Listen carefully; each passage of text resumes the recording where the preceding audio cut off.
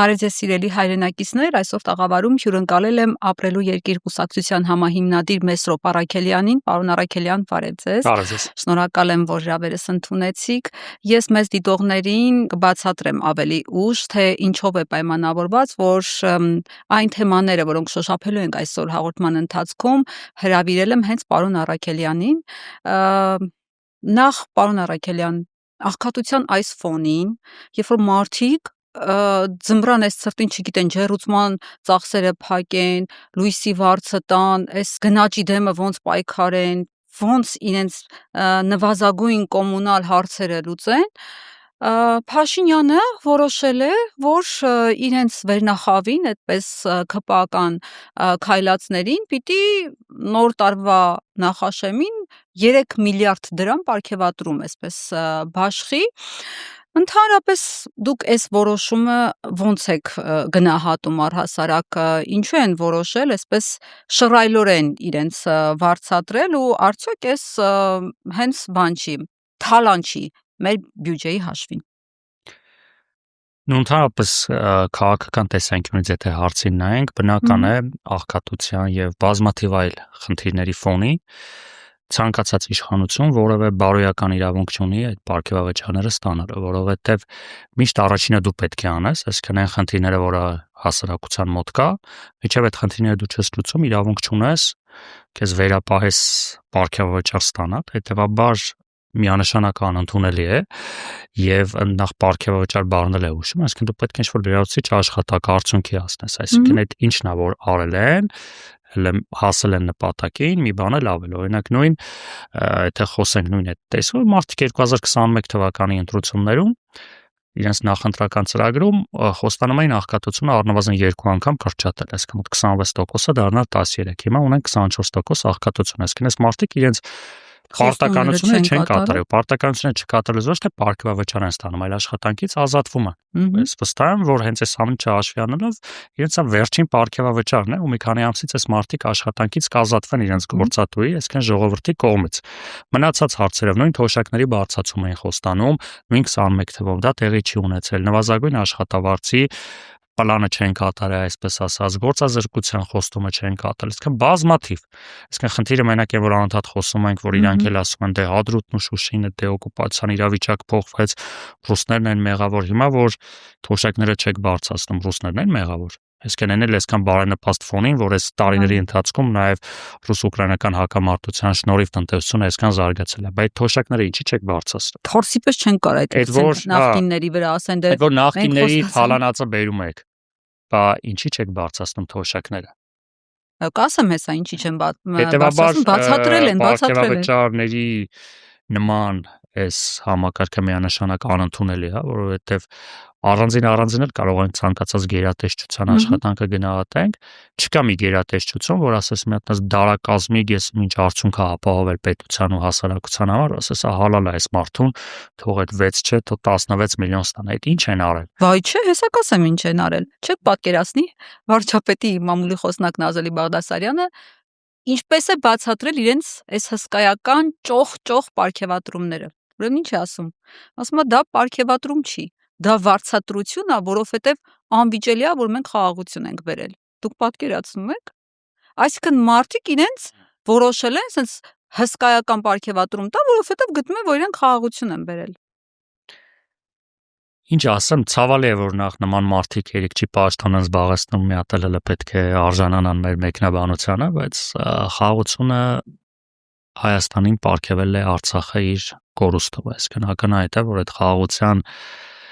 տեղի ունենալը ոչ թե իշխանության կամ միջազգային ինչ-որ հարաբերությունների պայմանագրերի հիման վրա է, այլ այդ ամեն ինչը ընդամենը Արցախի կորուստի հետևանք է։ Հետևաբար այս մարդիկ պետք է ամոթից գետինը մտնեն եւ ոչ թե տենց մեծ խոսեն, որ իրենք խաղաղություն են բերել։ Բայց բերել են։ Սրանից բայց հա, Արցախը կորուստում ունեցել ենք, պարոն Առաքելյան, բայց սա խաղաղություն է, երբ որ գիտես, որ ադրբեջանցիները Սևլջի ջերմուկի հատվածներում Գեղարքունիքում ոնց են տեղակայվել եւ օկուպացրել են մեր տարածքները։ Ժամանակավոր հրադադար կամ այո, ակնհայտ է, որ ռազմական գործողություններ տեղի չեն ունենում։ արդեն մոտ 2 տարի է տեղի չեն ունի։ Հիմա դա լավ է, իհարկե լավ է։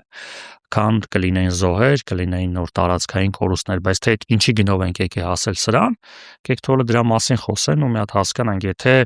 նայում են, որ այս վերջի 1 տարում խաղաղություն է, դրա համար պարգևավճար են ստանում։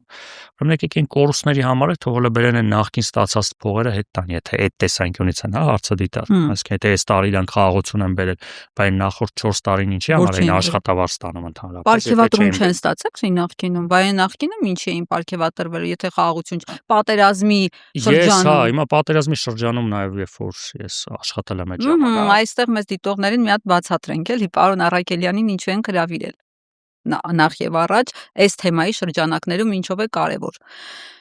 Պարոն Առաքելյանը եղել է վարչապետի խորհրդականը, ինչպես նաև պատերազմից հետո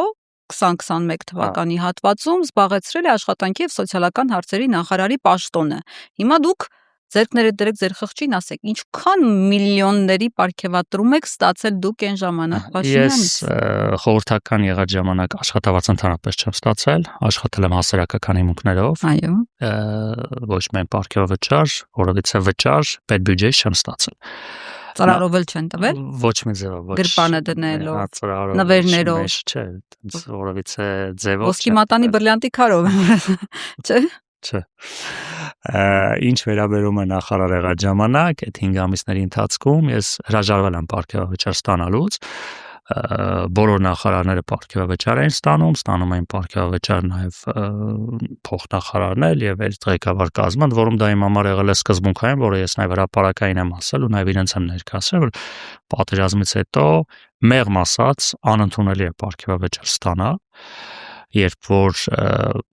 պատերազմից հետո կորուստներից բացի մեր հազարավոր հայրենակիցները Արցախից ուղղակի տուն չունեն եւ այդ ծմրան շեմին մտածել պարգևավճար ստանալու մասին իմ համար ընդհանրապես քննարկման առարկա չէր եւ իմ համար նաեւ զարմանալի էր, որ այդ իմ պարգևավճարից հրաժարվել սվիններով ընդունվեց, որովհետեւ բոլորը ստանում ենք, դու չես ստանում, իհարկե չէի ստանում, ընդ որում պարգևավճար չստացան նաեւ այդ ղեկավար կազմի ներկայացուցիչները նախարարության ու ինչ որ միջին աշխատողներ տենց ստացան այնքանով ինքը պարգևավճար չէր փոքր ասենք տենց 20-30% այն ինչ որ պետական համակարգում կա երամսյաթի ընթացքում տենց ինչ որ փոքր վճարներ ստանում են, բայց այն պարգևավճարները, որը միջև ինձ կար նախորդող ամիսներին այդ համակարգը մեր նախարարությունում փոխվեց, ընդ որում այսինքն Բաթոյանի ժամանակ ճոխ ստացել էին։ Այո, ընդ որում մի քանի հոգի նաև ունեցել են պայմանավորություններ, որ պետք է պարգևավճարներով աշխատեին, նրանք նաև աշխատանքից դուրս եկան, որտեղ տենց իրանք եկել են առանց պարգևավճարի մենք չենք կարող աշխատել, հնարավոր չի, Այսինքն աշխատավարձ, որ ֆիքսվում է, դա պայման չի, պայմանը այն պարգևատրումներն են։ Որտեղ տենց ինչ որ այդ մարդիկ տուն էին պահում, մնացածը ինչ որ տենց շուն էին պահում, կատու էին պահում դրա համար կարողանում են առանց պարգևավճար աշխատել նաև այդ ժամանակ հաշվի առնելով նաև սրա այդ լավ համեմատությունը չէ պարգևավճարը այնպես նոր տարվա ճոխ պարգևավճարը 2020 թվականին նախարարության ամբողջ աշխատակազմի պարգևավճարների բյուջեն մենք կառավարության որոշման նախագիծ ներկայացրեցինք ու ամբողջ աշխատակազմով 8000 հոգով հրաժարվեցինք պարգևավճարներից եւ այդ բոլոր գումարը ուղղեցինք Արցախի երեխաների ամառօրյա նվերներ, որը այն կորուստը այն վիշտը որ կար, այդ ընդհանրապես մի շատ փոքր տենց ժեստ էր, չեմ ասում այդ ինչ որ մեծ բան էր, բայց գոնե բարոյական մեր քայլներ որպես սոցիալական ոլորտի պատասխանատուներ նախարարության աշխատակիցներ բնական է հիմա տարբեր մարդիկ կային տենց որ մասսայական բունտ չեղավ բայց որոշ դժգոհություններ կար հաշվի առնելով որ այդ գումարը մի ասենք 20-30 հազար դրամի ինչ որ նվեր են հատկացնում այդ երեխաներին իմ դիրքորոշումը այն էր որ թե համարում եք որ տենց համադրելի է այս մարդկանց իրավիճակը ձեր այդ պարգևավճարի գնացեք ձեր երեխաների հետ Արցախում ապրեք, ձեզ է կհասնի, այսինքն այդտեղ Արցախի կարգավիճակը, արցախցիների կարգավիճակը ինձ համար գերակա էր եւ անհամեմատելի էր որևէ այլ իրավիճակի հետ, առավել եւս ֆինանսական։ Եվ այդտեղ իհարկե բնական է ինչ որ մարդիկ աշխատավարձի, պարգևավճարների հետ կապված այլ պատկերացումներ ունեն։ Ընդհանրապես պետական պաշտոն զբաղեցնելուց դու պետք է ունես այն գիտակցումը, որ դու զիջում ես, կորցնում ես, որովհետև նայեք, այսօր ցանկացած անձ, որը ունակ է ունի պոտենցիալ ծառայելու պետությանը, այդ ոլորտից հասկանում է, մեր այսօրվա համակարգում չի կարող ստանալ այնքան աշխատավարձ, ինչքան ինքը կարող է ստանալ մասնավոր ոլորտում։ Այսինքն այսօրվա մեր նախարարների կամ ասենք փոխնախարարի աշխատավարձը մի բանկի բաժնի պետի մակարդակի է, այսինքն ես աշխատել եմ այն գիտակցմամբ, որ պետական պաշտոնյա լինելով դու պետք է զիջես քո բարեկեցությունը, զիջես քո ազատ ժամանակը եւ այլն, որովհետեւ նման զիջումների, որովհետեւ չես կարող դու պետությունից ստանաս, պետությանը պետք է տաս, ոնց տալիս է մեր բանակը, ոնց տալիս են բուժ աշխատողները, այսինքն կան ոլորտներ, նույնը պետքա լինի պետական ծառայող, առավելից բարձրաստիճան պաշտոնյա։ Եթե բարձրաստիճան պաշտոնյայի համար պետական պաշտոն զբաղեցնելը դա ինչ-որ կոմֆորտ զոնայի եւ բարեկեցության մասին է, այդ պետությունը գնում է ձախողման, ինչ որ հիմա մենք ունենք։ Իսկ պետական պաշտոնյան պաշտոն զբաղեցնելու առաջի պայից պետք է ունենա գիտակցություն, որ իր կյանքում ամեն ինչ վատ է լինելու։ Իր ընտանիքի համար եկամուտների նվազում, ազատ ժամանակ։ Բայց այս իշխանության դեպքի մասին չի խոսքը։ Եթե այդ գիտակցումը չունես, դու գնում ես ձախողման։ Հիմա պետք է արդյոք բարձր աշխատավարձ ստանալ։ Հիմա Հայաստանում պետք է նախարարը ստանա, ենթադրենք 5 միլիոն դրամ։ Այո, պետք է ստանա, բայց դա միայն այն դեպքում, երբ որ օրինակ թոշակը 500,000 է, այո։ Ես առաջարկում եմ, ասում եմ, եկեք չափանիշներ դնենք, եկեք կապեք։ Եկեք թող այդ նախարարուի աշխատավարձը կստանաս այն դեպքում, եթե օրենքով կապեք, ասեք նախարարի աշխատավարձը հիմա միջին թոշակից, ասենք 10 անգամ ավել է։ Հիմա երբ որ մեր միջին թոշակը 49,000 դրամ է, քո աշխատավարձը դառնում է 490,000։ Դու ուզում ես ստանաս 5 միլիոն, ուրեմն ամեն ինչ արա, որ թոշակը դառնա 500,000։ Իսկ եկեք օրենքով կապենք, ժողովրդին ասենք, որ ժողովուրդ ջան, այս ցուցանիշների հետ է, այսինքն դու պետք է անես անես, որ դե ուզում ես քո աշխատավարձը բարձրանա, աղքատության ցուցանիշը պետք է այսքան լինի, ուզում ես բարձրանա, թոշակները այսքան պետք է լինեն։ Միջին աշխատավարձը, այսինքն ի՞նչ է նշանակում միջին աշխատավարձը Հայաստանում 300,000 է, բայց այդ կեղտոտ, եթե կեղտոտով են գնում, նախարարները ստանում են մոտ 10 անգամ ավել, չի լինում տենց։ Իսկ չի կարա լինի, նորմալ չի։ Ու որպեսզի լինի մոտիվացիա, որպեսզի լինի չափելիություն, ես քաղաքական գործոնը դնում եմ մի կողմ։ Պետք է այդ չափանիշները, այսինքն դու ինչ աշխատանք ես անում, բարեկեցությունը ավելացնում ես, հասարակության խնդիրները կարգավորում ես, ընդ որում այստեղ այդ անդադ կարելի է տենց կենացային բաներ ասել, խաղաղություն բերեցինք, չէ, կան բազմաթիվ չափելի գործոններ։ Եվ տնտեսական, եւ բարեկեցության բոլոր ոլորտներում, այսինքն միջազգային բազմաթիվ ստանդարտներ կան, որ դու դնում ես այս ցուցանիշները, ասում ես, Ժորժան, այս են խոսքը։ Ապահովի սա։ Եկեք ասեք, սա նաեւ կարա մոտիվացնի, այսինքն դու ասում ես քո այդ ոլորտը, եկեք այնց անենք, թոշակները բարձրացնենք։ Չէ, ավելի հեշտ է պարգևատրումները սենց շռայլորեն նախորոք կտան։ Դե հետո էլ կասեն բանն է, աղքատությունը ձեր գլխում է։ Հետո ասում են դեր իմը 10, քանի որ ասում են 10,000 դրամը մեկը թոշական ունի, օգուտ չի, դրա համար ասում են եկեք 6 միլիոն ստանանք, իրանք էլ են ասում 10,000 դրամով չի լինում էլի, ինչ անենք 10,000 դրամով։ Հա, Փաշինյանը կառավարության նիստում ասեց, ասենք 10,000 դրամով, հա, բարձրացրեցինք թոշակառուների թոշակը։ Դրանից հետո ասել են այս 10,000 դրամները, որ հիմա չենք բարձրում, բա ինչ անենք, հավաքենք, եկեք հատենք, բաժանենք, ոչ չի գնալու այդ փողը կորի։ Ոչ մեկի ոնց հասկանում ենք պետք չի այդ փողը, տենց բոլորը ժողովուրդը հրաժարվել է այդ փողից, հիմա այս մարդիկ է ստիպված ինչ անեն, տենց մնացել է վերցրել են։ Բայց վերադառնամ ձեր ասածին, ձեր ասածը հասկանալի ընկալելի կլիներ այն դեպքում, եթե մենք գիտակցեինք, տեսնեինք, որ ասենք մասնավոր ոլորտի ամենաաս բաներին, մասնագետներին ներգրավել են պետական կառավարման համակարգում։ Չէ, մարդկանց կենսագրությունը մեծ մասին վիզիտկայի չափ է, այսինքն անուն ազգանուն ու պաշտոն, այսինքն այս մարդիկ ամենախնդրահարույցը։ Ոչ մի եկեք մի հատ խնդրեմ, բազմիցս լինում է կնենք։ Ես նաև կոչում եմ այդ լրագրողներին, մի հատ եկեք հասկանանք, այս մարդիկ այդ իրանց աշխատավարձի բոլոր պաշտոնյաների Նիկոլ Փաշինյանի կառավարման օրոք 18 թվականից եկեք նայ։ Ես վստահ եմ, որ ասենք իշքան է, մի հատ կամ 20-30 նախարար աշխատել են այս տարիների ընթացքում եւ 2-3 հոգու աշխատավարձն է նվազել, երբ որ իրանք դարձել են նախարար, հա, մնացածինը ոչ միայն ավելացել, չէ, բացի թռիչքաձե 0 է եղել, բարձել է միանգամից ինչ-որ ու ասենք այդ մարդկանց դու ասենք չեն գոհանում, Փաշինյանն էլ տեսակ ոնց բացատրեց ճեպազրույցի ընթացքում, նախ իր պարգևատրումը հարցնում է լրագրողը, ասում է ինչքան եք դուք ինքներդ ձեզ պարգևատրել, մի հատ կողքից լսեք, էլի ասենք ինքներդ ձեզ մարդ ինքը իրան պարգևատրել է։ Ասում է դե ես ամսական 1.5 միլիոնի չափով վարձատրության այդ ավելացում եմ ունեցել, հավելյալ վարձատրություն այդ պարգևատրումը ասվածը։ Ու ինքը ինչ ասում է դե մրցակցության այդ ձեր ասած այդ մասնավորի մրցակցությանը չեն կարողանում բան անենք, պահենք իրանց այս պետական համակարգում եւ այլն, եւ դա վարձատրություն է։ Ես հիմա առաջարկ եմ անում հրապարակային, որ ես պատրաստ եմ, եթե այս պահին Նիկոլ Փաշինյանը ու իր թիմը բոլորը հրաժարական տան, ես կմիշնորթեմ, ամեն ինչ կանեմ մեր ընկերների հետ, որ իրենք մասնավոր ոլորտում գնան, աշխատեն, այս նույն չափի աշխատավարձ կտանք իրանց, պարգևավճար կտանք, այս մեքենաները կտանք, նաև տես տարին մի 4-5 անգամ կուղարկենք այդ շրջագայությունների, թող հենց այսօր ամբողջ թիմով հրաժարական տան, հանգիստ թողնեն այս ժողովրդին, գան ինչի համար կանետ իրանց աշխատավարձ, ամեն նոր տարուն 7-8 միլիոն կտանք 6-7. Ես դեմ եմ։ Այսինքն թողան Ես որպես Հայաստանի Հանրապետության քաղաքացի դեմ եմ։ Չէ, այսօր թողան, այդ կտանենք մենք միտեղ, թող ուղակի հանգիստ թողան ժողովրդին,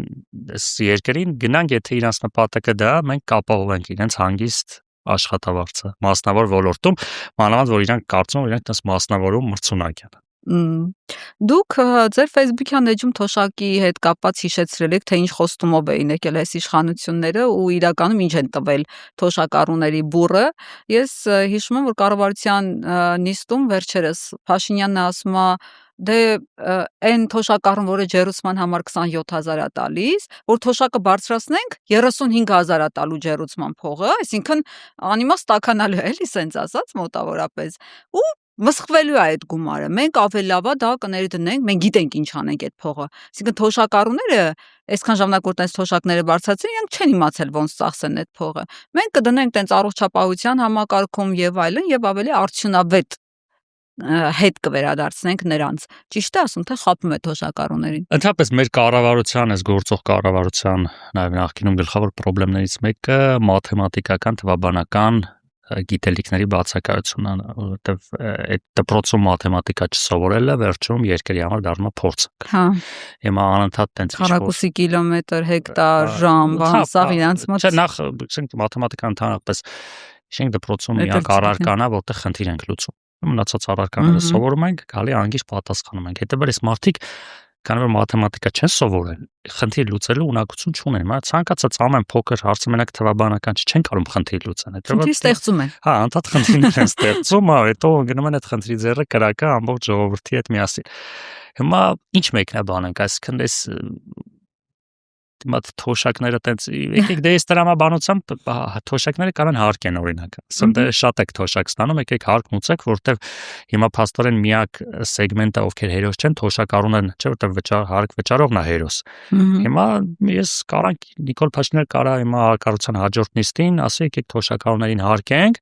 որ թոշակառուները հերոսը լինեն ինչի՞ է բայն ինչքան 800,000 աշխատատեղ է ստեղծել, իմ այդ 800,000 հերոս կա, բայց այդ 500,000-ը ոնց արդար չի հերոս չլինեն։ Դրա համար կարան իրանք այդ ուղղությամբ գնան, թոշակները հարկեն, մանավանդ տենց շուտ տենց, հետո այդ հարկերով է պարգևավճար կստանան, կասան մեր հերոսները հարկ են մուծել։ Իսկ եթե ավելի լուրջ թոշակառուների տրամադրող թոշակը այդի ծայրահեղ ցածր է, այդտեղ երկրորդ կարծիք լինել չի կարող։ Հիմա երբ որ թոշակը միշտ ցածր է լինում կանչում, այդպես կա չէ կենցաղում է լավ դե ասում այս 10,000 ինձ ինչ կանի։ Հիմա այդ կենցաղային այդ շուստրիությունը բերում այստեղ օգտագործում են, հիմա որ տենց հիմա։ Բայց ընդհանրապես թոշակների բարձրացումը կամ ինչ-որ հարցերի կարգավորումը լինում է նաև քայլ առ քայլ։ Հիմա կարող ենք այսօր ասել, որ թոշակները կարող են դառնալ 500,000 դրամ։ Ոչ, այդպես անթույլատրելի պոպուլիզմ է, բայց ասել դե եթե 500,000 չի ուրեմն թող ընդհանրապես չբարձրանա, դա մոտեցում չի, որովհետև այդ թոշակների բարձրացումը պետք է լինի պարբերաբար, այսինքն աստիճանաբար ձգտես գնաս, ինչպես բոլոր խնդիրների լուծումը։ Հիմա մեր մոտեցումը ո՞րն է։ Կա ընդունված, որը 18 թվականին Տիկին Թանդելյանի աշխատած ժամանակ ներդրվել, այդ նվազագույն թոշակ հասկացությունն է, այսինքն մարդիկ ստանում են տարբեր թոշակներ, բայց մի թիվ կա ներդրած, որ անկախ նրանից դու ինչքան թոշակ ես ստանում այդ մեթոդաբանությամբ, դրանից ցածր չպետք է ստանաս, այսինքն գոնե դնում ես այդ շեմը, որ բոլորը գոնե դրանից բարձր ստանան, հիմա ասել է 36,000 դրամի քիչ-քիչ սկսել են, առաջ շատ ավելի ցածր է, առաջ 18,000 էր, 19 կա, այդ հաշվարկից հետո դրվեց 26,000 ու վերջ, դրանից ցածր էլ չէին ստանում։ Հիմա այդ երբ որ մենք առաջարկում ենք, որ դնել նպատակ, որ նվազագույն թոշակը պետք է լինի առնվազն սպառողական, նվազագույն զամբյուղի չափ։ այդ թիվն է փոխվում է, այսինքն դու դնում ես օրենքով այսօր մոտ 82000 դրամ է։ Հիմա ու ձգտում ես դրան, որովհետև նայեք, իհարկե բոլոր թոշակառուների նկատմամբ պետության օգնությունը պետք է լինի բարձր մակարդակի վրա, բայց երբ որ մենք ունենք թոշակառու, որը ստանում է 40000, ունենք թոշակառու, որը ստանում է 100000, երբ որ դու ունում ես սահմանափակ միջոցներ, առաջինը պետք է օգնես աղքատին, ընդհանրապես պետության սահմանափակ միջոցներով դու պետք է գնաս այդ եկամուտների բևեռացումը նվազեցնես։ Ընդ որում դա նաև Երբ որ մարդիկ կան, ասում են թոշակները պետք է ասենք 2 անգամ բարձրացնենք, 50% բարձրացնենք։ Երբ որ դու դնում ես ինչ-որ տոկոս կամ պատիկ, հիմա որ շատ բարդ թվաբանություն չկա, այսինքն որ դու ասում ես 2 անգամ բարձրացնենք, 40000 դրամ ստացողի համար եւս 40000 է պետք, իսկ 100000 ստացողի համար այսինքն 100000 է պետք։ Բայց այստեղ խնդիրը են 40000 ստացողներն են, այդ աղքատությունը այնտեղ է, դե որ մենք ասում ենք, երբ որ դնում ես նվազագույն, այսինքն դու սահմանափակ ռեսուրսները օգտագործում ես այն աղքատ թոշակառուների։ Մենք ունենք բազմաթիվ թոշակառուներ, ովքեր միայնակ են ապրում։ Մեր մոտ այս թոշակառուների խնդիրը ինչի է այդքան սուր չի զգացվում, չէ՞, որովհետև երբ որ sense ասում ես դե 50000 դրամ թոշակ է, 50000-ով ոչ մեկ չի կարող ապրել, բայց մենք տեսնում ենք, որ տենց ինչ որ չենք զգում, չէ՞, մեր հասարակության մեջ այդ թոշակառուների ծայրահեղ աղքատությունը, որովհետև մեր մոտ կա ընտանիք, ընտանեկան բյուջե հասկացություն։ Մեր թոշակառուների ճնշող մասի ծախսերը իր ընդհանուր ընտանիքի ծախսերի մաս է կազմում, այսինքն այնպես չի որ տանը թոշակառուն առանձին իր 62000 դրամով է ապրում, իր որդիները առանձին։ Հետևաբար, քանի որ մեր հասարակության մեջ այդ ընտանեկան բյուջեն էլ է ընդունելի նորմ, այդտեղ թոշակառուի թոշակի ցածր լինելը այտենց մեծ սրություն չի, դրա համար այս իշխանությունները կարողանում են կամ նաև նախկին իշխանությունները այդ խնդիրը տենց միշտ ծածկատմփոց անեն, բայց մենք ունենք ընտանիքներ, մի քանի տասնյակ հազար միայնակ թոշակառուներ կամ հələ 2, այսինքն ամուսիններ, ովքեր թոշակառու են, որոնց գոյատևման միջոցը բացառապես դառնում է թոշակը, այդ մարդիկ աղքատության մեջ են գտնվում, այսինքն մենք պետք է այդ նվազագույն թոշակը երբ որ դնում ենք, ինքը բավականին կարողանում է գոնե այդ աղքատությունը հաղթահարել, ընդ որում կա նաև տարբեր մոդելներ, նախարարած ժամանակ մի հետաքրքիր միտք կար, որ թոշակի բարձրացումը մենք կապենք նաև տարիքի հետ, այսինքն ինչքան մարդիկ տարեցեն, անընդհատ ինքը ոնց որ թոշակը բարձրանա, այսինքն ասենք 80 տարեկանից հետո թոշակը բարձրանա 90-ից հետո, աստված տա 100-ից հետո դա նաև ունի որոշակի տրամաբանություն, քանի որ մարդու տարիքի հետ մարդու ծախսերը գնալով նաև խնամքի, առողջության ծախսերը գնալով շատանում են ու դա տրամաբանական է որ բարձրացնում ես ու նաև այդ երկարակեցության դու որպես պետություն ցույց ես տալի քո հողացությունը տարեցնել, այսինքն դու խրախուսում ես, հա ինչքան այն ժամանակ որ նախարարեիք չէիք այդ առաջարկները կար, այդ առաջարկը նաև նախագիծ եղավ, իդրաֆտում ես վերջերս փորփրում ենք կարդ, ու այդ կարդ ժամանակ աշխատելու ընթացքում էլ չհասցրեցինք դա իրականություն դարձնենք, բայց այդ նախագիծը կար, որ այդ թոշակի կարծեմ 90-ից էինք դե, որ 90 տարեկանից բարձրները այդ ժամանակ հավելավճար ստանան, հա, պարգևավճար ստանան, այդ գաղափարը միշտ կար։ Իրանք որոշեցին, որ տատիկները ոչինչ հələ կսպասեն, ավելի լավ է մենք 9 միլիոն մարդ պարգևատրում ստանանք, ընդ որում այդ գումարի չափն է, էլի, շատ անբարոյական կներեք այդ բառը պիտի օգտագործեմ, պարոն Առաքելյան։ Ասենք, երբ որ դու տեսնում ես, որ 10-20 հազար դրամի համար մեղմ ասած ազգային ժողովի ամբիոնից բազար են անում իշխանականները, որ չբարձրացնենք էսեն, ու միանգամից տեսնում ես 9 միլիոն դրամ մի ամսվա ընթացքում իրենց պարգևատրել են մի անձի, ասենք ապշահար է լինում, падգամավորներին 3 միլիոն դրամ պարգևատրել, 3 միլիոնական դրամ։ Բան արեցին, այս աշխատավարձից բացի մի հատ հավելավճար են օրենքով падգամավորներին նկատի ունեք 200-ից հերիք մատ աշխատավարձ ձերի ծախսի փողեր է դա։ Իրանք ասին էդի ձերի ծախսի փողը ընտրողների հետ հանդիպում եք էդի մեր աշխատավարձի հետ։ Հա մի հատ է հիմա պարգևավճար են ստանում։ Ասենք ոնց որ ես աշխատավարձ ստանամ, մի հատ էլ ասեմ մի րոպե այդ նյութերին, որ ես գնում եմ, հասնում, մի հատ տրանսպորտի ծախս առանձին, բայ ես հասարակության անդամների հետ հանդիպում եմ ամեն հարցազրույցների համար մի հատ առանձին տենց գումար։ Բանալին, որ այդ աշխատավարձը կլորիկ ուղակի մտնի գրպանս, ոչ մի բան չլինի։ Բայց երբ որ այս մարդկանց կենսագրությունները նայում ենք, ստացել է այդ տարվա համար ամբողջ ունեցածը 200,000 դրամ ու մի տոննա վարկ էր։ Կհիշեք երևի նախարար կար, որը փոշեկուլի վարկը չէր կարողանում վճարել, մեր գլխավոր գերագույն հրամանատարն էլ լվացքի մեքենայի ապառիկ ուներ, այդպես եկել են ազգային ժողով։ Հիմա իրենք գտնում են, որ այդ ինչ փող է այդ միլիոնները, այդ ինչ փող է, որ դրա համար էլ կան աշխատեն։ Այլ բաններ ունեն, չէ՞, սրանք են հիմնավորումը, բան նախկինները որ տես մենք հիմա 2-3 միլիոն դրամ ենք ստանում, նախկինները նույնը ստացել են ասում, հա, ուղղակի թաքուն, իրանք որոշել են դա այդ նվիրյալները, որոնք եկել են նվիրյալների իշխանությունը, թափանցիկ ենք, չէ, նախկինները արել են, նախկինները պետքա դատվեն, հետո մեկ ուրիշ բան կա, նախկինները որ արել են, դրա համար են նախկին են, արդեն հենց նաև դրա համար են նախկին, դրա համար է, չէ, ժողովուրդը չի ասում եք մերժել ենք, բայց մարդիկ նաև դրա համար են մերժը, հիմա նույնը անում են իրանք, չէ, պարզվում է իրանք մերժում էին մենակ անձերին, իրանք պաշտոնները, համակարգը, խնդիրները համակարգը չէին մերժում, իրանք նույնը անում են եռապատկված, քառապատկված լկտիությամբ եւ ցինիկությամբ կներեք, պարոն Առաքելյան, նախ այս պարգևատրումների հետ կապված մի բան հարցնեմ ու անցնենք առաջ, հաջորդ թեմաներին, պարգևատրում են բնականաբար, ինչպես դուք նշեցիք, ինչ-որ արդյունքի համար, պիտի ՕԳԳ ցույց տա այդ մարդը, որ դրա համար հավելավճար տան, բայց մեր վարչապետ Փաշինյանը 2025-ի ապրիլին կառավարության նիստում խոստովանեց, խոսեց ու հետևյալ եզրահանգման եկավ, որ վատ ենք մենք աշխատում, 7 տարի նույն դասարանում ենք մնացել, այդ դեպքում, եթե 7 տարի նույն դասարանում են մնացել ինքը եւ ամբողջ թիմը ընդ որում ասեց, եթե այդպես է, այդ մարդկանց ինչի համար են, ոնց է, ասենք, այդ գումարները նորից sense բյուջեից գնում լցվում իրանց գրպանը։ Այդ 7 տարի նույն դասան մնացողներին իսկ արդեն անհույս է, դպրոցից պետք է հեռացնել, իսկ ուրիշ դե չի կարելի 7 տարի են, որ մի տարի, 2 տարի, այդ արդեն տենց 7 տարի էլ արդեն շատ է, ասենք հույս չկա էլի, հետո արդեն անիմաստ է 8-րդ տարում տեղափոխել 2-րդ դասարան, որտեղ ինքը արդեն տենց կյանքից էականորեն հետ է մնալու, էլ չասես կարող եմ 7 տարի 2-րդ դասարանում, հետաբար սրա լուծումը այս մարդկանց աշխատանքից ազատելն է եւ առաջիկա ընտրությունները հենց ժողովուրդը իր քվեարկությամբ պետք է իրենց աշխատանքից ազատման հրամանը ստորագրի։ Այդ բանը արդարադատության նախարար Սրփուի Գալյանը լրագրողների հետ ճեպազրույցում ասաց, որ դա վարձատրություն է, ես գտնում եմ մեր աշխատանքի դիմաց, որովհետև մենք արժանի ենք, այսպես ասած, խոսքից դուրս է գալիս, որ իրենք արժանի են այդ պարգևատրումներին։ Ես մի բան մտածում եմ, այդ նախարարները, որոնք կիրակի օրով այսպես զոռում են իրենց, որ գնան պատարակների մասնակցեն, ուխտերթի մասնակցեն, կարող է դա էլ է համարվում իրենց այդ տքնաջան աշխատանքի մասը։ Ընդհանրապես մասնավոր ոլորտում, որ երկար տարիներ աշխատել եմ, այդ ինչ-որ KPI-ներ կա, այսինքն տենց ինչ են, որ ես ասացի, օրինակ աշխատավարձերը, պետք է բարձրանա թոշակները։ Հիմա ես չեմ բացառում, որ իրանց մոտ կա այդ ներքինը, օրինակ ընդդիմադիրներին անընդհատ տենց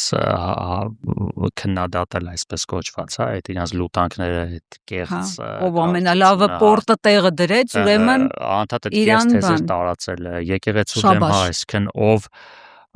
քանի հոգի է բերում իր, այսինքն կարող ցուցանիշ է դրանց, օրինակ դու քանի հոգի ես բերել, հավատացյալ, այսպես ասած, կեղծ ձեր աշխատողներից կամ այդ կիրակի առավոտ շուտ ով ավելի շուտ եկել, ասենք մանավանդ այս ծմռան եղանակին Facebook-ում ով է առաջինը Նիկոլ Փաշինյանի գրածները լայքում, կարող է ցուցանիշները կան, ով է շեյրանում, այսինքն այդ ամեն ինչը կարող է մտածել մոդել է դրա, այսինքն այս թեմայով ով է, վсё, միանգամից սկսեց, այս թեմայով մի հատ հələ խոսացեք, ով կխոսա, հետո կարող եք մտածեք, իմ խոսացածի դիտումները շատ է, ինձ ավելի շատ պարգևավճար է, ես կարծում եմ այդ համակարգը դրած է, հիմա այդ համակարգով հիմա ձեր նշած նախարարը կամ այլ նախարարներ, հիմա այդ համակարգով մարդիկ ստացել են տենց ինչ-որ սրտիկներ, լայքեր են ստացել Նիկոլ Փաշինյանից, համարում են իրենց արդար վարձատրությունը, իրենց չաթը, ասում են այս բոլոր, ասենք, հանձնարարականները կատարել են, բոլոր գիրառումները շեյր եմ արել, հիմա բոլոր այդ եկեղեցու այդ պատարակներին գնացը Պարտաչանաշ Կիրակի առավոտ գիշերով մասնակցել են, բա ինձ մի 6-7 միլիոն չի հասնում, եթե այդ տեսանկյունից ենք նայում, արդար է, որովհետև անընդհատ որ նայում ես, տենց կա, չէ՞, որ անընդհատ այդ Facebook-յան են իրար այդ մրցակցությունը, ես է խոսամ, ես է այս թեմայով խոսամ, անընդհատ ես է խոսամ, սենց իրարա հերթ չտալով խոսում են, որ Նիկոլ Փաշինյանից Նիկոլ Փաշինյան են շատերը։ Այդ տեսանկյունից, այո, երևի իրենց այդ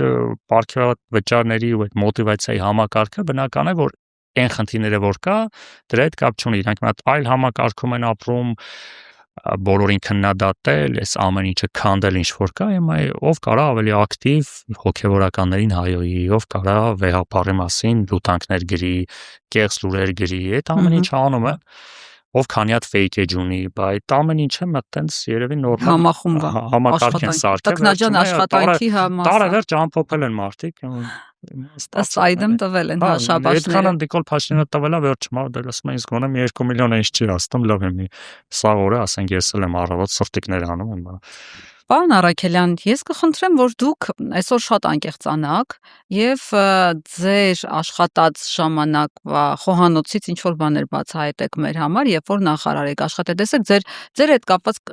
շատ քննադատում են հենց այդ դրվագի համար, որ դուք պատերազմից հետո եք գնացել Նիկոլի մոտ, նախարար եք աշխատել, հենց այսպես էլ ձևակերպում են։ Հիմա մի հատ կասեք,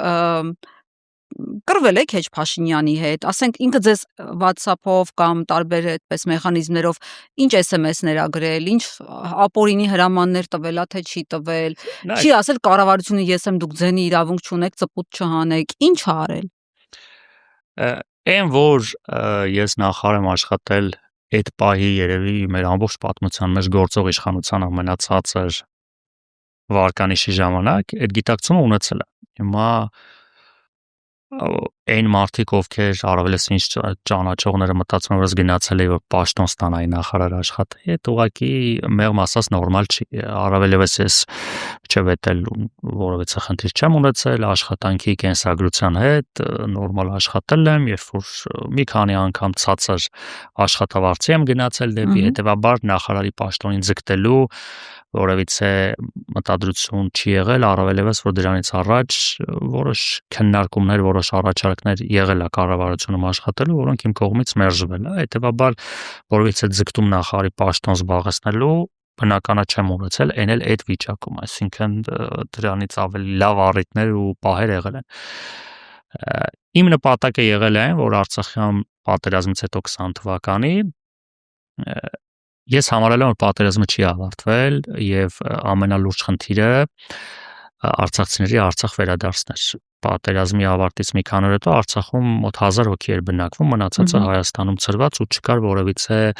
հնարավորություն ու միտք վերադառնալու։ Իհարկե խաղապահներ, որոշակի անվտանգային տենց միջավայր կար, բայց առավելևս ձմռան նախաշեմին ամենալուրջ խնդիրը սոցիալականն էր, այսինքն ենթակառուցվածքներ, ես դրանից մի քանի օր Արցախ գնացի, ընդհանրապես կապ չկար, հեռախոսակապ, էլեկտրաէներգիա չկար, թե մարդու հետ ուզում էի շփվել, պետք է նաև ձմեռ քայլեր, որ այդ մարդուն կարողա տեսնել։ Իրականում այդ վիճակն էր Ստեփանակերտում, էլ գյուղերում չեմ ասում։ Այդ ժամանակ իմ մոտ կար պատասխանատվության այնպիսի զգացում, որ այս վիճակում ես համարում եմ, որ ես պետք է ծառայեմ Արցախին։ Փաշինյանի գործոնը։ Ասա, այդ ժամանակ չկար այլ կարգավիճակ, որ ես կարող էի անել այն, ինչ որ ես պատկերացնում եմ, որ պետք էր անել Արցախի համար, որ արցախցիները վերադառնան Արցախ։ Ու նաև Մանեթ Անդելյանի Արցախում աշխատելն էլ, նաև համատեղ աշխատել ու այդ խնդիրները լուծել շատ կարևոր գործոն էր։ Ու այո, ես գիտակցաբար այդ իրավիճակում հաշվի առնելով, որ իշխանությունը շարունակում էր աշխատել, ես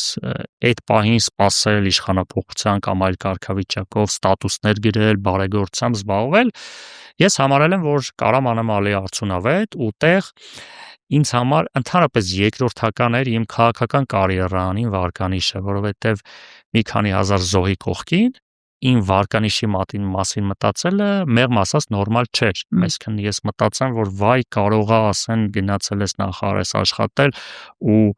6 տարի հետո 2026 թվականին իմ կարիերայի վրա ազդի ջանդամը թե չէր ազդի ինձ ընդհանրապես հետաքրքիր չեմ ինձ համար կար Արցախ ու Արցախին նվիրվել է դրանից հետո իմ մասին ինչ էին խոսում ինչ չէին խոսում ինչեմ ինչ ինձ ընդհանրապես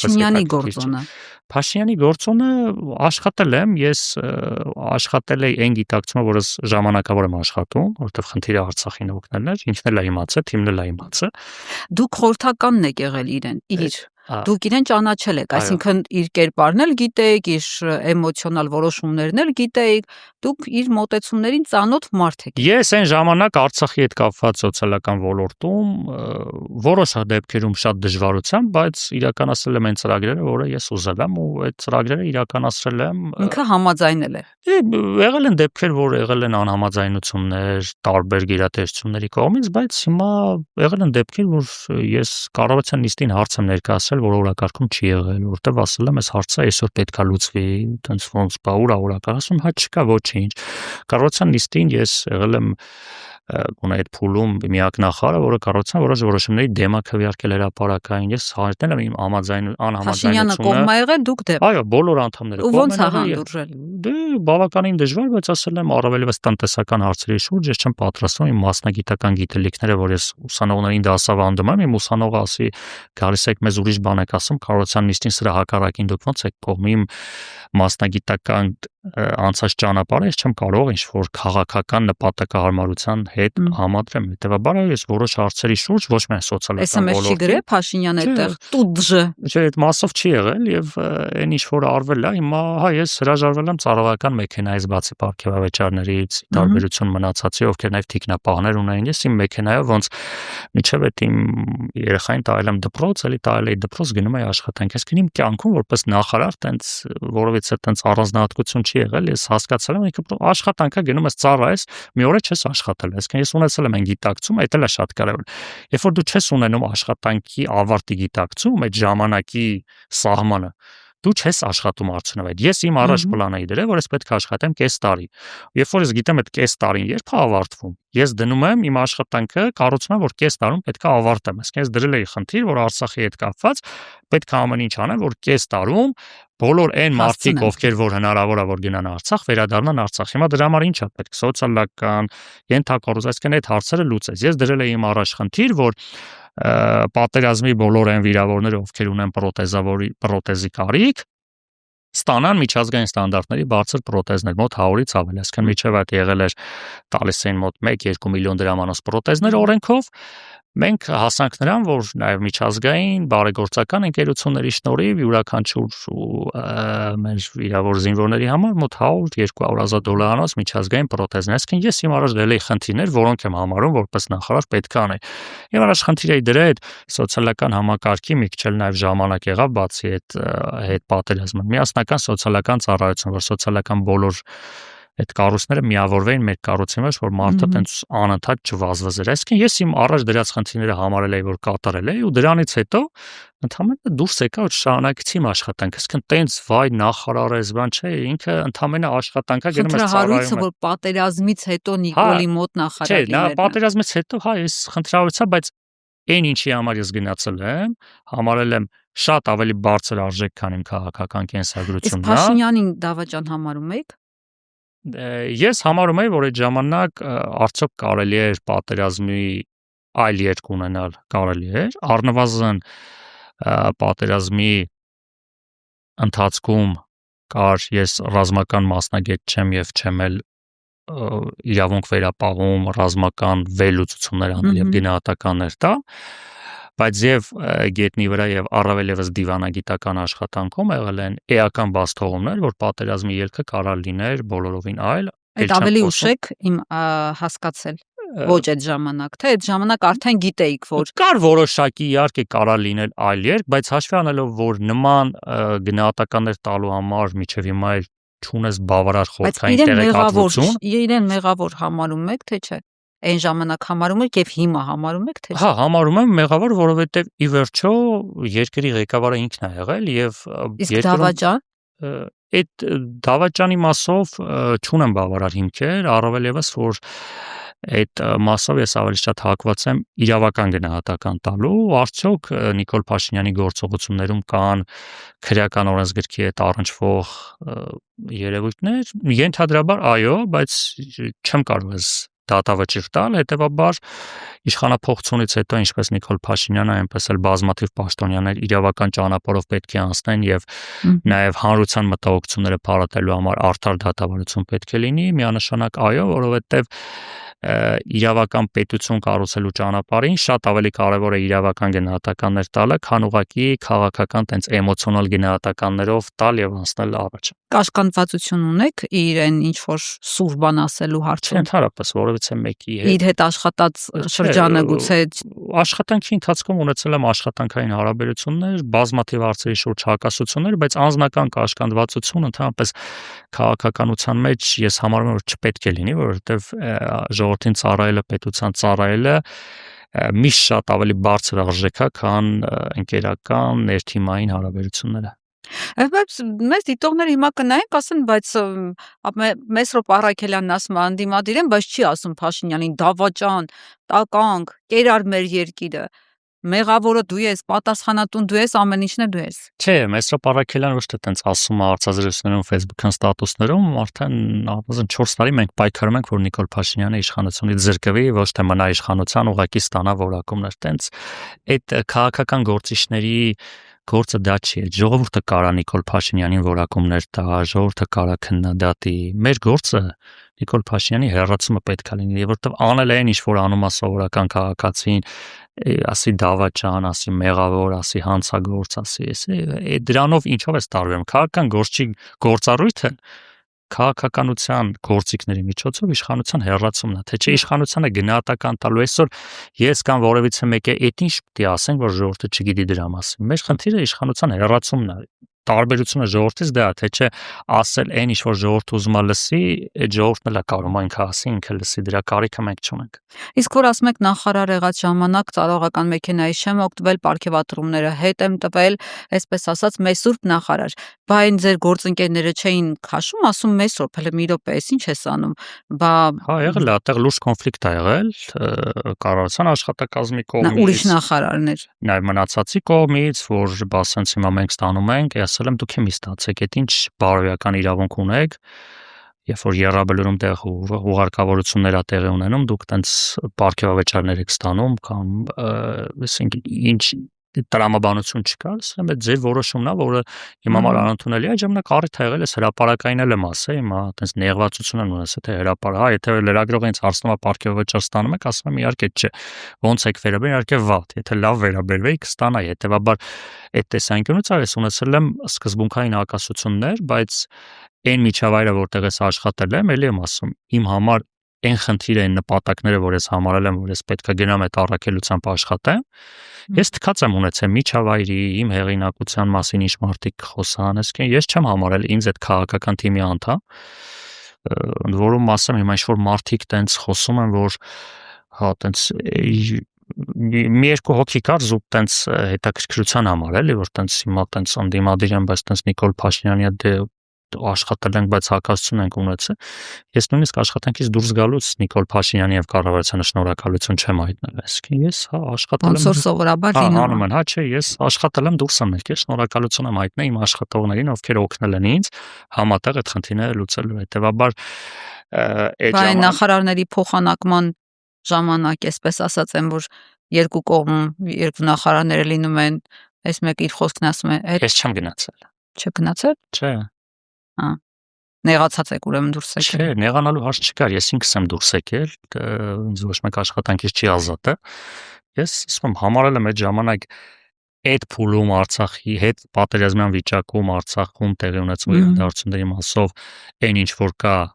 իմ կարծիքով ու նաև արդյունքները հաշվի առնելով իմ առաքելությունը կատարած ինչը որ ես կարող եի անել եւ ինչ որ պահի համարել եմ որ արդեն գոնե այդ պաշտոնում իմ աշխատելու որովհետեւ իմաստ չեմ տեսել եւ դրանից հետո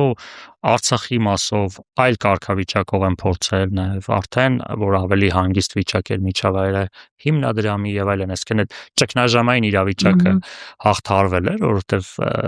մեր նախարարը իմ եւ Տիկին Թանդելյանը աշխատելու ժամանակ արդեն մի քանի ամիս հետո 120,000 արցախցի վերադարձավ Արցախ իհարկե իմ Արցախի կորուստի ֆոնին այս ամեն ինչը հիշել ու համարել ձեռք բերում չասեմ անարժեք, հա, բայց հա տենց ինչ որ չես կարող համարես ինչ հիմա փոքր լումա է, այսինքն որը փորձել եք ներդնել։ Այս ասես Արցախը ընդհանրապես չկա, թե հիմա ինչ ես արել, հա, կարաս ասես ոչինչ, այո, ոչինչ,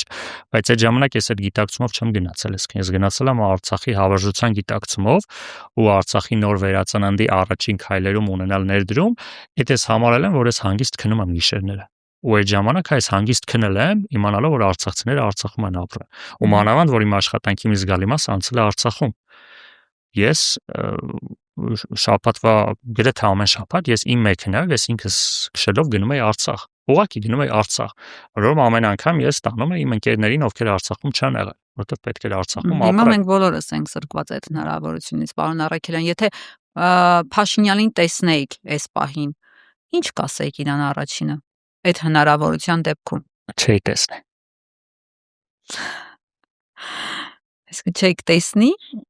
Չէ, ցանկություն չկա իրեն տեսնելու եւ որևէ բան ասելու։ Պարզ է, անդրադառնանք տնտեսական այլ խնդիրների, վերջին օրը աղմուկ բարձրացրեց սոցիալական նաև խնդիր է սա, աղմուկ բարձրացրեց այն, որ հեղուկ գազի գինը մարդիկ այսպես քնեցին, արթնացան, տեսան միանգամից դարձել է 250-300 դրամի շրջանակներում եւ սա վարորդները, տարբեր մասնագետներ կապում են ադրբեջանական բենզինը ավելի արագ եւ հեշտ վաճառելու ցանկության հետ։ Դուք այդ երկուսի մեջ կապ տեսնում եք, թե չէ։ Կա տրամաբանություն, որովհետև ընդհանրապես այդ վառելիքի շուկան բավականին տենց խնդիրներ ունի։ Հաշվի առնելով, որ թեև կան մի շարք մասնակիցներ, վաճառողներ նաև բենզինի շուկայում, բայց պատմականորեն եւ նախկինների օրոք եւ հիմա շատ հետաքրքիր բան է տեղի ունենում, բացի ես վերջերս ադրբեջանական բենզինի դեպքից, որ բոլոր բենզալացականում գինը նույնն է։ Այդ աբսուրդ է, այսինքն դուք տենց կատաղի մրցակցություն չկա, հա։ բայց չգիտեք ինչի, այդ որ ընդ որում փոփոխություններ է միաժամանակ տեղի ունենում։ Ակնհայտաբար կա պայմանություն, ընդ որում տնտեսական մրցակցության հանձնաժողովն էլ մոտ 1 տարի առաջ այս պայմանավորվածության հիման վրա 2 միլիարդ դրամ տուգանել էր։ Այսինքն այս բենզին վաճառողներին, որ տենց գերշահույթ եք ստանում պայմանավորված գներով, թանկ բենզին եք վաճառում, հետեւաբար որ այս վառելիքի շուկայում տենց պատմականորեն մնացել են նույն խաղացողները հիմնականում ու կա պայմանավորություն, գրեթե վստահ եմ, որ շարունակում են իրենք աշխատել այդ պայմանավորվածությունների շրջանակներում, հիմա նույն գազի մասով էլ որ անընդհատ տատանումներ է լինում, հեղուկ գազի մասով, այո, այս պահին արդեն նկատվում է մի իրավիճակ, որ ընդհանրապես հեղուկ գազով մեքենաների լիցքավորումը այդ բենզինից հրաժարվել ավելի էժան գնալ չէ, որովհետև հիմնականում բենզինն է համարվում մեքենաների հիմնական վառելիքը, այդ հայկական առանձնահատկությունն է գազով մեքենաները, հա, այսինքն ամբողջ աշխարհում բենզինով են մեքենաները, հիմա անցնում են դեպի էլեկտրականի, մեր մոտ գազով, այդ գազի ներդրումը, այսպես ասած, մեքենաների ոլորտ գնի պատճառով է եղել։ Ու հիմա մեծ ստացվում է իրավիճակ, որ գազի բարձրացումը, այս ադրբեջանական բենզինի նվազումը, եթե միջև այսօրվա այս գազի բենզինի գների տարբերության մոտ 2 անգամ, հա, ավելի ձեռնտու էր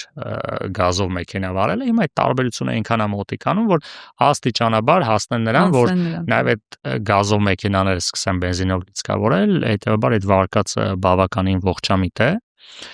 Իհարկե, ցավալի է, խայտառակությունը այն ինչ որ տեղի ունենում է ադրբեջանական բենզինի ներմուծումը, ակնհայտ է, որ դա բացառապես քաղաքական քայլ է։ Ձեր մեքենան ինչ վառելիք է ծախսում։ Ոչ ադրբեջանական բենզին։ Չեք օգտվել այդ բենզալցակայաններից հայտնի օլիգարխի։ Չէ, միջև դա այդ էլ չեմ օգտվել։ Հիմա որ գովազ չլինի, բայց այլ բենզալցակայաններից եմ օգտվել, շարունակում եմ օգտվել։ Եթե շատ էժանանա, շատ հարմար գին լինի, չեք։ Չէ, անվճար է լինի, նույնիսկ այդ բենզինի տեղ փող է տան, բնական է, ոչ ես, ոչ բնակության ճնշող մեծամասնությունը չի պատրաստվում ադրբեջանական բենզին։ Որովհետև դուք եք համարում, որ դրանով դավաճանում եք Եղաբլուրը, դավաճանում եք Արցախը։ Եկիչ, բացի այդ էմոցիաներից, արդյոք պետք է Ադրբեջանի հետ գնալ խաղաղության, տնտեսական հարաբերությունների հաստատման։ Իհարկե, այո, բայց այդ ամեն ինչին պետք է նախորդի,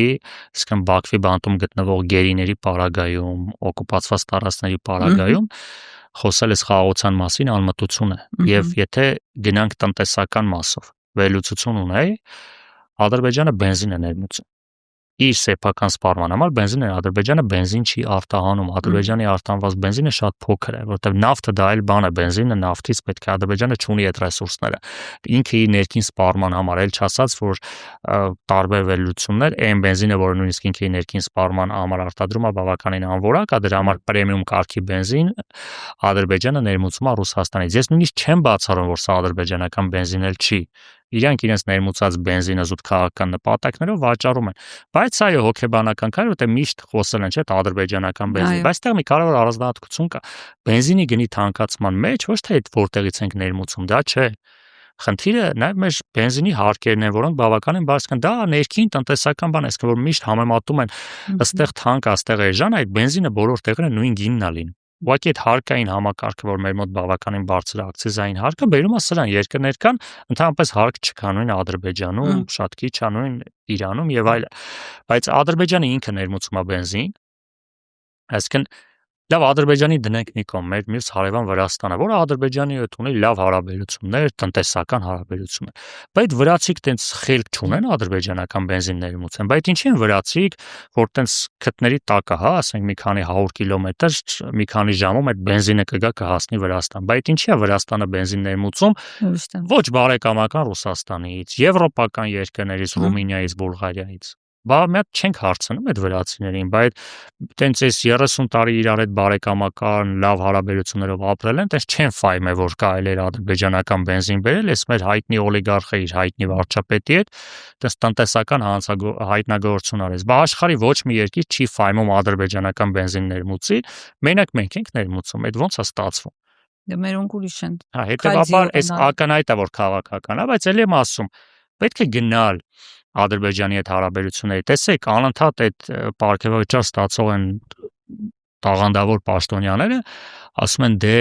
երբ որ տնտեսական հարաբերություններ է լինում, պատերազմի ռիսկը նվազում է։ Կա արդյոք դրա մեջ ճշմարտություն։ Կա, բայց այն դեպքում, երբ որ հնարավոր ագրեսորն է քեզանից տնտեսական կախվածության մեջ, ոչ թե դու, որովհետև երբ որ պատերազմ է լինում, տեսականորեն ենթադրենք պատերազմ է լինում, ու երբ որ դու սկսում ես ապրանքներ մուծել այդ երկրից, ու այդ պատերազմը այդ հարաբերությունները որ դադարում է, դու ես տուժում, որտեվ քո ապրանքը դու ես ընկնում հիմա ճգնաժամի մեջ տնտեսական։ Եթե մենք ուզում ենք, որ Ադրբեջանի հետ տնտեսական հարաբերություններով խաղաղությունը ամրապնդենք, մենք պետք է այնպես անել, որ Ադրբեջանը մեզանից լինի կախվածության մեջ։ Այսինքն դու Ադրբեջանին վաճառում ես ապրանքներ, որ ինքը մտածում ասում է, եթե այս պատերազմ սկսեմ, այս ապրանքները չի գա, ես կունենամ սոցիալական տնտեսական խնդիրներ, այսինքն մենք այդ ուղղությամբ պետք է աշխատենք։ Հիմա անընդհատ գնալ այս ներմուծման կախվածության մեջ, թեկուզ նույն Ռուսաստանից կամ Ղազախստանից այդ տարանցիկ ապրանքները Ադրբեջանում բերելու։ Հիմա լավ է, բերում ենք։ Ասենք թե մի օր, որ այդ երկաթգիծը պատահական կամ ոչ պատահական չի աշխատում։ Ինչ ենք անում, մենք ինչ լծակ ունենք Ադրբեջանի տարածքով, ու սենց գնում ենք, ինչ որ ժամանակի մեջ Ռուսաստան Վրաստանի ուղին սկսում ավելի տեղից այնտեղ խնդիր ունեն, չէ՞, Լարսի ճանապարհը։ Հիմա վրացիներն էլ այդ Լարսի ճանապարհը ընդհանրապես են որ բրախում են, ընդհանրապես կարող է մի 10 տարի հետո այդ ճանապարհը ֆիզիկապես է չլինի, որովհետև այդ ավելի շատ հայ-ռուսական ճանապարհ է, քան վրաց-ռուսական հաշվի առնելով այդ երկու երկրների հակասությունները, նաև տնտեսական пассивությունը։ Հետևաբար գնալ Ադրբեջանից տնտեսական կախվածության մեջ ավելի ենք մենք խորացնում, պատերազմը միայն այսօրվա աշխարհում մենակ այդ գետնի վրա չի, այդ կրակելով չի։ Պատերազմի հաջողությունը ու անհաջողությունը նաև տնտեսության վրա է։ Հիմա եթե դու ունենում ես տնտեսական կախվածություն, տնտեսական լծակներով էլ են պատերազմ անում, չէ՞, ֆինանսական լծակներով, ու վերջում քո տնտեսությունը թուլանում է, այսինքն Ադրբեջանի նպատակը էլի ինքը հաղթած։ Եթե նույնիսկ Հայաստանի տարածքը ֆիզիկապես գրավեն, չէ, այսինքն ինքը ամեն ինչ կարանի տնտեսապես, որ դու լինես աղքատ երկիր, քո երկրից մարդիկ արտագաղթեն, քո երկրում լինի անընդհատ ներքին խնդիրներ, որը կարա տասնամյակներ հետո առնվազն գոնե բերի ավելի լավ իրավիճակ ռազմական տեսանկյունից։ Հետևաբար տնտեսական հարաբերությունները առավել եւս որ դեռևս չեն հաստատվել Ադրբեջանի հետ, մենք պետք է ամեն ինչ անենք, որ Ադրբեջանը մեզանից լինի այնպիսի կախվածության մեջ, որը կնվազեցնի ռազմական ագրեսիայի հնարավորությունը։ Պարոն Ավագելյան, դուք ադրբեջանական բենզինի մասին խոսելիս գերիների մասով էլ անդրադարձակ, վերջին շրջանի ամենալավ լուրերից մեկը թերևս այն էր, որ 4 գերի վերադարձվեցին, բայց հետաքրքիրն է, որ այդ ԿՊԱ-ականները նենց մի հատ իրենց դրել են սուպերստարի տեղ, ասենք համ իրենց որոշումների պատճառով մարդիկ հայտնվեն Բաքվի բանտում, համ բերելը ներկայացնեն որպես բան, էլի, ասենք ծախեն մեր վրա այդ լուրը։ Ոնց եք դուք դե դա իրենց տաղանդն է, այո, իրենց տաղանդն է, որ ամեն ինչից, այո, եթե չասեմ ստացվում է, բայց գնում են դրան, որ ամեն ինչից տենց իրենց PR-ը պետք է անեն։ Միանշանակ ուրախալի է ու շատ կարևոր է գերիների վերադարձը։ Ես հիմա չեմ կարող ու իմաստ էլ չկա ինֆորմացիա տալ, բայց այն վիճակում, ինչ վիճակում մեր գերիները Բաքվի բանտում գտնվել են, նաև այն մարդիկ, որոնք վերադարձողների թվում են, մեկ օր ավել մնալը իրոք եղել է ուղղակի բավականին ծանր ողբերգական, հետևաբար յուրաքանչյուր գերու մեկ օր շուտ վերադարձը շատ կարևոր է։ Եվ այդտեղ թքած թե ինչ լայքեր ու PR-ներ են անում այս իշխանությունները, այդ մարդիկ վերադառնան հայրենիք, որտեղ յուրաքանչյուր հայի համար Բաքվի բանտից ավելի դաժան տեղ այս մոլորակի կամ տիեզերքի վրա չկա այդ անխոս։ Հասցրել եք այս ընթացքում խոսել իրենցից մեկի հետ։ Չէ, չեմ խոսել, բայց ունեցել ենք ինֆորմացիա, թե միջայդ ինչ վիճակում են գտնվել, հետեւաբար այդ տեսանկյունից մեծ ուրախություն է իրանց վերադարձը, իրենց ընտանիքներին, հայրենիքին եւ պետք է ամեն ինչ անել, որպեսզի բոլոր գեյները վերադառնան։ Արդյոք այս իշխանությունները այդ ուղղությամբ աշխատանքներ տանում են։ Չենք տեսնում այդ աշխատանքները, ինչքան էլ ասեն արդյունք կա, որովհետեւ նաեւ հաշվի առնելով որ մենք դեռ ունենք բազմաթիվ գերիներ, նաեւ այն աշխատանքները, թե ինչու այս մարդիկ վերադարձան, զերծ կմնան որևէ մեկնաբանություն տալուց, որովհետև արժեք է յուրաքանչյուր հայ վերադարձը, բայց այս պահին ասել, որ այս աշխատանքների շարունակականությունը բերել է բոլոր գեյների վերադարձին, ցավոք շատ մշուշոտ է։ Իհարկե չենք բացառում, որ էլի որոշ գեյներ կվերադառնան, որը էլի շատ կարևոր է, անկախ թեկուզ նախընտրական շրջանում ցանկացած պատճառով եմ ասում, որտեվ նայեք ինչ որ ընդդիմախոսներ կային, որ նույնիսկ այն սիրիացի վարձկանների ասում էին անհամաչափ գործարք է եղել։ Չէ, էլի մեր համար այդպես չի։ Ես էլ չեմ ասում, որ այս ապիկար իշխանությունը կարար այդ սիրիացիներին հենց այնց է տալ կամ գային տանային խաբար չլներ, ես լավ է որ միջևս կարեցել են 5 տարի պահին, հա, մի օր կարող դրանք ստայի չլներ։ Իսկ որ 2 հոգուն կարողացել են 4 հոգու հետ փոխանակել, այս սրանցից էլ ուզում հարցնել այդ մեր գործին, բայց թեև երկում են ասում են այդ երկու գործարքները իրար հետ կապ չունեն։ Բայց չէ, սրանցից էլ ինչ էիք սպասում, այսինքն սրանք տենց բաշարելու էին այդ 2 հոգու դիմաց 22 հոգու վերադարձնեն, որ այս 4-ից է դժգոհ ենք։ Լավ է, այս է որ բաշարել են անեն։ Հա, այսինքն ես ասում եմ, սրանք որ այդ երկուսին ուղակի բաց թողեն, ես չէի զարմանա։ Էդ է իրանց, բա միջև այդ հիմա ասենք, այս գոնը ստացվել է, էլի հիմա, եթե էդ է եղել գինը կամ հիմա նույն Միացյալ Նահանգների ինչ որ օգոստոսի 8-ի այդ համաձայնագրից հետո որոշակի քայլերի, հա, ինչ որ դրսևորում է, որ սա Միացյալ Նահանգների միջնորդությամբ, այլ եմ ասում, ով ստեղից ուզում է դիվիդենդ տանի, թող տանի։ Հիմա մենք աղոթում ենք, որ գոնե նախընտրական շրջանում հիմա եթե պետքա Քարոզ Արշավի ժամանակա բոլորը վերադառնան եւ Նիկոլ Փաշինյանը ես վերադարձել եմ, թող այդ մարդիկ վերադառնան, թող իրանք ասեն, թող նկարվեն, մենք ոչ մի բան չենք ասի, բայց ցավոք շատ բարդ է։ Ես նաև մենք միշտ ասում ենք այնպես հեշտ չի նաև հաշվի առնելով թե որտեղ են այդ մարդիկ գտնվում։ Իսկ մենք էլի ստեղ չպետք է զբաղվենք պոպուլիզմով կամ ինչ-որ պատրանքներով, որ այ նոր իշխանությունը եկա մի քանի ժամից այդ մարդիկ վերադառնալու են, չէ, այդ շարունակումը մեր դիմացը մնալ Ադրբեջան անկախ նրանից տեղով իշխանություն էլ պետք է ասենք ծանր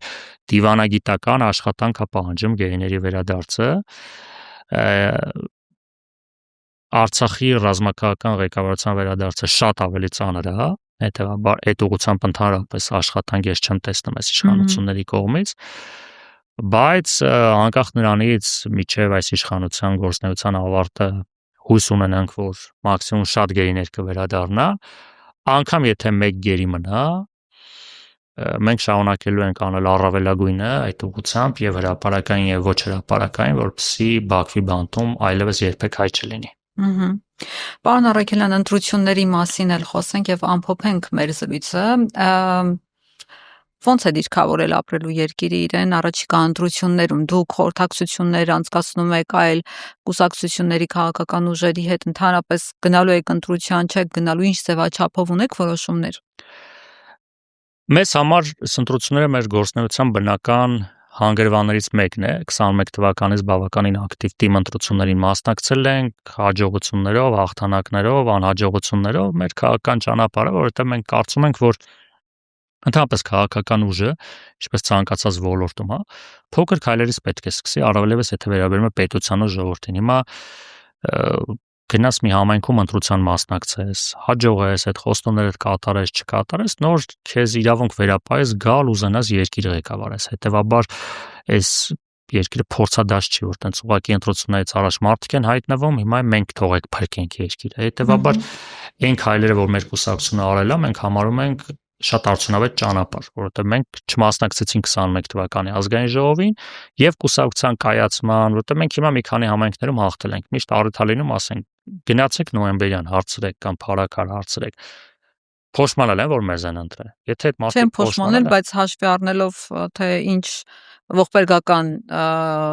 դեպք եղավ Փարաքարում, մի տեսակ Չէ, ես նկատի ունեմ այն խոստումները, այն ճանապարհը, որ մենք անցել ենք, իհարկե Փարաքարում մեզ համար ծանր է, բայց մեր ընկերոջ խոստումները մենք շարունակում ենք կատարել տրված ժողովրդին, այդ բարդ է, բայց մենք գնում ենք այդ ճանապարհով եւ նաեւ իր հիշատակը վառ պահելու համար մենք ամեն ինչ անում այդ խոստումները կատարելու համար, հետեւաբար մենք այդ ճանապարհով գնալով եկել հասել ենք ազգային ժողովի ընտրություններին, ընդ որում հիմա մասնակցել եք։ մենք նաև շատ կարևոր ենք համարում, որ Հայաստանում իշխանությունը փոխվի ընտրություններով։ Երբեք այդպիսի բան չի եղել, որտեղ ժողովրդավարությունը ոչ թե ընտրություններով իշխանության գալն է, ժողովրդավարությունը ընտրություններով իշխանությունից գնալն է։ Հայաստանում որևիցե իշխանություն դեռևս ընտրություններով չի գնացել։ Այ երբ որ սա է մեր պետության ամրապնդման, զարգացման, ուժեղացման ու ժողովրդավարության համար շատ կարևոր, որ իշխանափոխությունը լինի ընտրություններով, ու մենք հավատում ենք դրան, ու մենք մի քանի տարի երբ որ դրա մասին խոսում ենք, մեր ընդդիմադիր ընկերները խանգարում եք, բան, տենց սպասում եք 26 թվին, ասեցի դուք նենց արեք, ոչ մեկ չսպասի։ Հիմա բոլորը եկան հասան 26 թիվ, ինչը ցավոք մենք կանխատեսում ենք, նաև բազմիցս առիթ եղել հրապարակային ասել։ Ինչ ձևաչափով։ Մենք չենք համարում, որ այս մարտահրավերները, որ կան, մեկ ուժի կամ մեկ անձի լուծելու խնդիր է։ Առանց որևէ ամբիցիաների մենք գնում ենք քննարկումների միավորվելու այն կարող ուժերի անհատների հետ, ովքեր մենք համարում ենք, որ կարող ենք մի թիմով գնալ եւ այս խնդիրների շուրջ մեր հավաքական պատասխանատվությունը ստանձնել։ Կան արդյոք ուժեր կան, մենք մեզ չենք համարում ամենախելացին, ամենագիտակը, ամենապրոֆեսիոնալը, բազմաթիվ կան ու մեր խնդիրներից մեկը նա է այդ մարդկանց բացահայտել, խնդրել, բերել։ Որ ուժերի հետ եք հա։ Այս բանը զերծ կմնա, որովհետեւ չկա դեռևս կուլիսային վերջնական քննարկում եւ հաշվի առնելով որ համագործակցությունը երկկողմանի է լինում եւ դրա մասին կա ընկալում որ համատեղ պետք է ասենք այդ հնարավոր համագործակցության մասին, հետեւաբար կան տենց որ Ջասեմ խմբավորենք դա բացառում ենք այն ուժերի հետ, ովքեր աջակցում են գործող իշխանությանը, բացառում ենք խորհրդարանական ընդդիմության ներկայացուցիչների եւ նրանց աջակցող ուժերի հետ, հետեւաբար ուժեր, որոնք այդ միջավայրից կտրված են եւ ունեն երկրի զարգացման նաեւ այլ պատկերացումներ, ծրագրային պատկերացումներ, կարմիր գծեր էլ չկան, այսինքն կարմիր գիծը ԿՊՆ եւ իրենց աջակցող ուժերը։ Ու նաեւ խորհրդարանական ընդդիմության ներկայացուցիչների հետ են բացառում, այո, որևէ համագործակցություն։ Բայց կարմիր գծերից բացի կոնկրետ եթե դասակարգում ենք քաղաքական խմբավորումները, շատ կարևոր է թե նաեւ մենք ինչ ծրագրով ենք ներկայանում, որովհետեւ միայն Նիկոլ Փաշինյանի հեռացումը չի բերելու այն ինչ որ ուզում ենք, այդ ձև Նիկոլ Փաշինյանը գնա հետո ինչ ուզում լինի, մի քանի անգամ եղել է ու միշտ հետո ավելի վատ է լինում։ Հետևաբար այդ տեսանկյունից մենք նաև գնում ենք համագործակցության ուժերի հետ, որոնց հետ պատկերացնում ենք, որ ցույց ենք տալու երկրի առջև ծառացած խնդիրների արդյունավետ լուծում։ Հիմա նաև դա էլ է կարևոր ծրագրային լուծումներ, որովհետև պայմանավորվել ուժերի հետ, մարդկանց հետ ցանկացած հարթությունում 2-3 ամսում, այն որ ասում է յոլա գնալ ընտրությունների միշտ լինում է հեշտ է դա, բայց մենք գնում ենք պայմանավորվել առնվազն 5 տարվա համագործակցություն։ Ունենք պատկերացում, թե մենք 5 տարի համատեղ ոնց ենք երկիր կառավարելու։ Այդ է խնդիրը, որովհետև շատ հաճախ սենց 2-3 ամսով պայմանավորվում ես ընտրությունների գնալ ու երբ որ ընտրություններից հետո մի բան այլ եղավ, միանգամից այդ դաշինքները քանդվում են։ Շատ հաճախ ցուցակի տեղերի հարցով էլ արդեն։ Այդ էլ ասենք մի ձև են, որ ասում մի ձև գալիս են ընդհանուր տարի, բայց հենց հայտնվում են խորհրդանում կամ իշխանության մեջ, շատ ունենք դեպքեր, փլուզ հետեւաբար մենք այդ ռիսկերը հաշվի առնելով շատ ենք կարևորում, որ մենք գնալու ենք այնպիսի համագործակցություն, որ ի վերջո ժողովուրդը գալու է մեզ վստահի։ Մենք չենք կարող ժողովրդի վստահությունը գետնով տալ։ Այսինքն ասել մենք միասին գնում ենք ու 1-2 ամիս հետո հերթական անգամ հանրությանը տանենք հիասթափության։ Մենք վստահեցնում ենք, որ ապրելու երկիրը գնում է այնպիսի համագործակցության, որ այդ համագործակցությունը ծառայելու է ժողովրդին ու մենք տեսնում ենք, որ կան էլի ուժեր, անձինք, որոնք պատրաստ են իրենց անձնական ներթիմային ամբիցիաները դնել մի կողմ եւ գլխավոր ամբիցիան պետք է լինի երկիրը տանել զարգացման։ Փաշինյանին հնարավոր է հեռացնել։ Այո, միանշանակ, որովհետեւ ընտրություններով հեռացումը լինելու է, այդտեղ պետք է ժողովրդի ակտիվ մասնակցությունը Եվ ես ընդհանրապես անընդունելի եմ համարում այն խոսույթը, որ տենց դե ընտրություններով հնարավոր չի ոչինչ փոխել, այդ այն մարդիկ են, ովքեր նույնիսկ ընտրությունների ժամանակ ընտրություններով չեն զբաղվել, ուրիշ ձև են եկել իշխանության, եւ այդ խոսույթը մեր համար անընդունելի է։ Ի վերջո սա միտինգ անել չի, որ մենք որոշենք երբ ենք անում, այսօր չենք անի, վաղը կանենք, եկեք տաքեր ընկնի կամ այս այս ընտրությունները կա ու լինելու է, այս ընտրությունները քաղաքական դաշտը չի որոշում, առավելևս ընդդիմությունը, դե եկեք մյուս տարի անենք։ Այս ընտրությունները չենք կարող համարենք, դե հիմա դե եթե չենք ուզում, եկեք չմասնակցենք։ Այս ընտրությունները եթե հանգարց տապալեցինք, շատ ավելի ծանր իրավիճակում է հայտնվում մեր պետությունը, մեր ժողովուրդը։ Հետևաբար ես կոչ եմ անում այդ անիմաստ հռետորաբանությունը, այդ անհասկանալի ամբիցիաները դնել մի կողմ։ Եթե տենց ուրիշ ձև գիտեք իշխանափոխություն անելու, քանի 5 ամիս դեռ կա։ Գնացեք արեք այդ իշխանափոխությունը, 26 թվականի ընտրությունները միշտ լինելու է։ Նույնիսկ եթե այլ ոճով իշխանափոխություն, այդ ընտրությունները օրենքով փորձեք այլ տարբերակ։ հա գնացեք այս 5 ամսում լուծեք։ Դուք գնացեք կասեն։ Չէ, մենք գնում ենք ընտրությունների, մենք չենք պատրաստվում հասարակությանը տանել հերթական հիասթափության, որովհետև հասարակությանը ամեն անգամ ասել եկեք գնանք միած տեղով քայլենք, ընդեղով քայլենք, հեսա մի ամիս մնաց, 2 ժամ մնաց։ Իրենք արդարանում են, ասում են, հենց մենք փորձել ենք տարբեր ձև, այդ մեզ քննադատողները թող հրապարակները ազատ էր, թող մի մարդ իրանք բերեին։ Մենք գնացել ենք ընտրությունների ճանապարհով ու ընտրություններով ցույց ենք տվել, որ ժողովրդի քվեով կարողանում ենք ԿՊ-ին իշխանազրկել, թեկուզ փոքր համայնքներում, բայց դա էլ է ընտրություն։ Դա էլ է ԿՊ-ն մասնակցել, այդտեղ էլ է վարչական ռեսուրս, ընդ որում ասեմ, եթե մարդիկ ասում են դե գնացել եք թիմ ընտրության եք մասնակցել, այդ թիմ ընտրության ժամանակ վարչական ռեսուրսը շատ ավելի հեշտ է կիրառել, որտեղ մի հատ փոքր համայնքում ինչքան ուժ ունեն գալի լցվում են ամբողջ երկրով այդ համայնքին։ Իսկ երբ որ լինելու է 26 թվականի ընտրություն 60 խոշոր համայնքներում, իշխանությունը չունի այդ բավարար վարչական ռեսուրսը, որ այն ինչ որ անում էր Գյումրիում, Փարաքարում, ըստեղ Ալավերդիում, մեր օրինակով կամ տարբեր տեղեր, այլ տեղերում, ինքը այդ մի օրվա մեջ ամբողջ երկրով մեկ վարչական ռեսուրս չունի։ Իսկն իր ռեսուրսը սահմանափակ է, հետեւաբար պետք չի վախենալ այնպես։ Մենք այդ ճանապարհը անցել ենք, ունենք փորձ իշխանություններին հաղթելու ընտրությունների միջոցով, ինչը պետք ժողովրդի ակտիվ մասնակցությունը ու ժողովրդի ընտրությունը։ Մենք ժողովրդի ցայնին տեր կարող ենք կանգնել, միանշանակ կարող ենք կանգնել ու վստահեցնում ենք, որ քաղաքացիների ընտրությունը վերջում արտացոլելու է ընտրությունների արդյունքը եւ այս իշխանությունը ընտրություններով շատ սիրուն հեռանալու է։ Բա հետ ինչ հարցման արդյունքներ էին տվել Ադրբեջանի արտգործնախարարին, որ այդպես ոգևորվել, ոգեշնչվել էր, ասում էր հասարակական հարցումների արդյունքներով առաջատարն է Փաշինյանը։ Իրենց ներքին քննարկումներին Ադրբեջանի Թուրքիայի հետ չեմ տիրապետում։ Ես վստահ եմ, որ ժողովրդի ճնշող մեծամասնությունը ուզում է իշխանափոխություն, ու որ շատ կարևոր է ժողովուրդը նաև կատարի շատ ճիշտ ընտրություն, որ երկիրը ղեկավարեն ուժեր, ովքեր որ ունակ են երկիրը այս վիճակից դուրս բերելու, որովհետև անընդունելի է նաև Նիկոլ Փաշինյանին փոխարինել այլ ուժերը, որովհետև շատ հաճախ նա սրանից վատ չի կարելի, միշտ կարող է լինել սրանից վատ։ Հետևաբար մենք նաև գնում ենք ժողովրդին տալու առաջարկ, ոչ թե դե լավ, թող Նիկոլ Փաշինյանը չլինի, մենք լինենք, չէ, մենք ժողովրդին տալիս ենք առաջարկ, որից հրաժարվել չի լինելու։ Շատ լավ, շնորհակալ եմ այսօրվա զրույցի համար, պարոն Առաքելյան։ Սիրելի հետևորդներ, ես հիշեցնեմ, որ իմ հյուրը Ապրելու երկիր կուսակցության համահիմնադիր Մեսրոպ Առաքելյանն էր։ Դուք բաժանորդագրվեք մեր ալիքին եւ Patreon-ին, մենք կհանդիպենք մյուս շաբաթ։ Ցտեսություն։